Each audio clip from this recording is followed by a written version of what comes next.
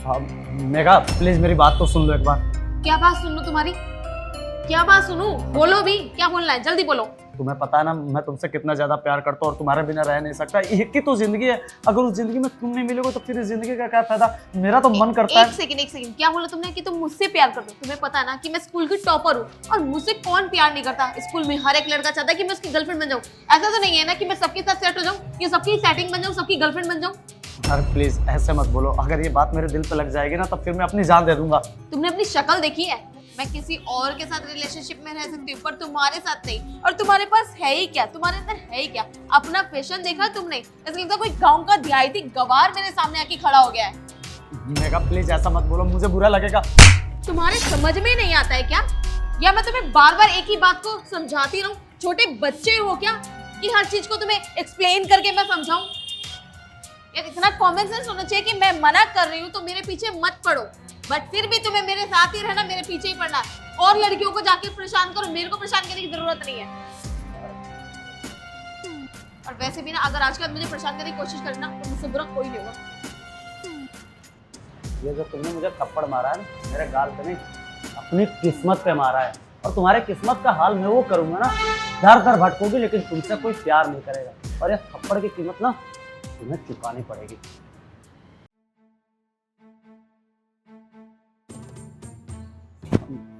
मेघना, वो कल के लिए मैं सॉरी बोलने आया था। ओह थैंक गॉड कि तुम्हें अक्ल तो आई। मेरे को तो लगा था कि शायद तुम्हें अक्ल इस जमाने में तो आने वाली नहीं है। नहीं मेघना, जो कल तुमने मुझे थप्पड़ मारा था ना, वो मेरे गाल पे नहीं, सीधे मेरे जमीर पर मारा था। मेरा जमीर जानती हो क्या कहता है? कहता मेघना तो सही बोल रही थी, मैं ही शायद ज्यादा तुमको परेशान कर रहा था। और तुम पढ़ना चाहती हो, आगे बढ़ना चाहती हो, नहीं मुझे उससे कोई दिक्कत नहीं। और मैंने भी सोचा है ना कि मैं भी आगे पढ़ के ना बहुत बड़ा आदमी बन जाऊंगा, उसके बाद तुम्हें जाके प्रपोज करूंगा। हाँ तुम तो बिल्कुल सही बोल रहे हो ना कि मेरी औकात क्या है। वैसे भी गांव का गवार लगता हूँ ना, थोड़ा पढ़ लिख लूंगा और थोड़ा सा अपना ये फैशन स्टाइल चेंज कर लूंगा ना, शायद तुम्हें भी पसंद आऊँ मैं। फाइनली कि आज तुम्हें मेरी बात तो समझ में आई, कि तुम समझ गई कि मैं तुम्हारे स्टैंडर्ड की लड़की नहीं हूँ। थैंक यू सो मच मेरी बात को समझने के लिए। और देखो तुम्हारे लिए ना यही अच्छा होगा कि तुम जाके अपनी पढ़ाई पे फोकस करो, कुछ बनो अपने आप को, कि तुम्हारे मम्मी पापा भी कहे कि क्या ये हरकतें उल्टी सीधी करता रहता है। और प्लीज आज के बाद ना मुझे परेशान करने की जरूरत नहीं। मैं तुम्हारे आगे हाथ जोड़ती हूँ, मेरा पीछा करना छोड़ देना बस। नहीं मेरे आगे हाथ जोड़ने की जरूरत नहीं है। और वैसे भी तुम्हारे एक थप्पड़ ने मुझे इतना सारा बदल दिया और मुझे भी बहुत खुशी हो रही है। और हाँ तुमसे ना एक छोटी सी रिक्वेस्ट है मुझे। जल्दी बोलो क्या रिक्वेस्ट है? हाँ वो ना, मैं तुम्हारी एक सेल्फी चाहता हूँ। और क्यों चाहता हूँ ये भी तो जान लो। वो क्या है ना कि कल से मैं तुम्हारे पीछे आऊंगा नहीं और तुम्हें देखूंगा नहीं तो मेरी पूरी दिन ना ऐसे खराब चली जाएगी। तो तुम्हारी एक तस्वीर मेरे पास रहेगी ना, तो जब भी तुम्हारी याद आएगी ना उसको मैं देख लूंगा। बस एक छोटी सी सेल्फी की बात है, प्लीज। देखो ये सेल्फी वगैरह मैं नहीं दे सकती, मुझे स्कूल के लिए लो ना लेट। और वैसे भी सेल्फी लेके क्या करोगे? तुम पागल वागलों के बच्चे जैसी बात कर रहे हो। तुम फिर फ्लर्ट करना चालू कर दिया तुमने। मैं नहीं दे सकती सेल्फी। नहीं मैं कोई फ्लर्ट नहीं कर रहा हूँ। और ट्रस्ट में मेगा, मैं वो सेल्फी ना कहीं अपलोड नहीं करूंगा, किसी को भेजूंगा भी नहीं। वो मैं अपने पर्सनल के लिए रख रहा हूँ, बस एक सेल्फी की बात है। और वैसे भी अच्छा ठीक है, मुझे स्कूल के लिए लेट हो रहा है, मेरा कॉल भी आ रहा है, मेरी कैब आ गई है। तुम फटाफट सेल्फी लो।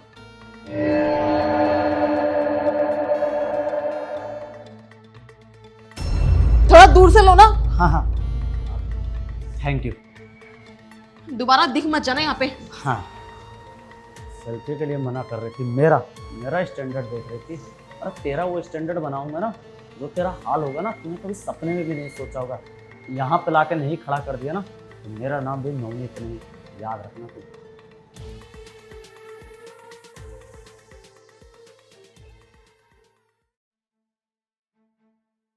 लगता मेघा स्कूल से आ गई। इतनी लापरवाह लड़की है ना, कितनी बार बोला है कि बैग को अलमीरा में रखा कर ऐसे छोड़ देती है। पता नहीं लंच वंच इसने किया आज की नहीं। कॉन्डोम का पैकेट, वो भी मेघा के स्कूल बैग से। हम इतना खर्चा करके इसको इतने बड़े प्राइवेट स्कूल में पढ़ा रहे हैं, गांव से इसको मैंने शहर बुलाया और ये गुल खिला रही है। इसको तो सबक सिखाना पड़ेगा, इसको तो मैं बताता हूँ। मेघा जी भैया। इधर बोलो। ये कॉन्डोम का पैकेट तेरे स्कूल बैग में कैसे आया? क्या करते इसका? मेरे स्कूल बैग में? और ये कॉन्डम का पैकेट ये मेरा नहीं है भैया, मुझे नहीं पता ये कहाँ से आया है। बकवास बंद करो, तुम्हारे बैग में मिला, तुम्हें पता होना चाहिए ना। कहाँ गुल खिलाने जाते हो तुम? स्कूल जाती भी हो कि नहीं जाते? नहीं भैया, आप कैसी बात कर रहे हो? मैं तो स्कूल से ही आई हूँ। और ये किसका है मुझे नहीं पता, ये कहाँ से आया, किसने डाला? मेघा, मेरा दिमाग खराब मत करो, मेरा हाथ उठ जाएगा तुम पे।